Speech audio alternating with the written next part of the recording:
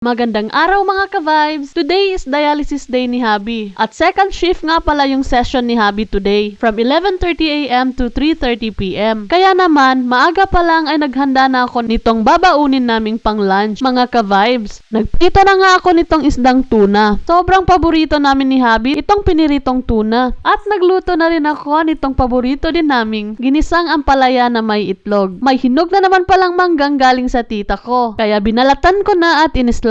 Mas maganda kasi pakiramdam ni Habi kapag may prutas siyang nakakain muna before the meal. Kaya sinisikap talaga naming may makain nga na prutas before the meal. At nang matapos nga ay inilagay ko na sa lalagyan. Then ipinasok ko na lahat dito sa bag na lagayan namin ng baon ni Habi tuwing nagda-dialysis. Nagready na nga rin kami at nang makalakad na. Ayan at on the way na nga kami papuntang center mga ka-vibes. At sobrang init ng panahon for today's video. Hindi na nga kami dumaan para bumili ng pagkain today dahil nagdala na tayo ng baon for lunch. Sa sobrang init nga ng tirik ng araw na kahit katatapos nga lang maligo ay parang katatapos lang ng magbasketball ang itsura namin. At pagkarating nga sa center ay agad na rin kaming pumasok at mabuti na nga lang ay sobrang lamig ng aircon dito sa center. Nakakain na nga pala kami ng lunch dyan. Kaya naman nakatulog na si Habi. Pagkatapos nga pala ng session ay diretso na kaming umuwi ng bahay. At pagka-uwi nga namin ay eto si Habi ay grabe ang inom. Kasi nasobrahan ng hatak mga ka-vibes. Medyo nagka-cramp yung kamay ni Habi. Kaya kailangan uminom ng malamig para maibsan ang cramp. At bago nga kami lumabas ng HD unit kanina, ay may nagdi-distribute nitong mga pagkain at nitong juice. Isa nga sa mga patients ang nagbigay nitong mga sedaka mga ka-vibes. Inshallah, sa susunod, tayo naman yung mamimigay. Kaya kinain na nga namin tong paborito naming nasi kuning at masarap ang pagkaluto ng kanyang sambal na isda mga ka-vibes. Kaya naman, alhamdulillah at busog na kami ni Habi. See you on my next vlog mga ka-vibes.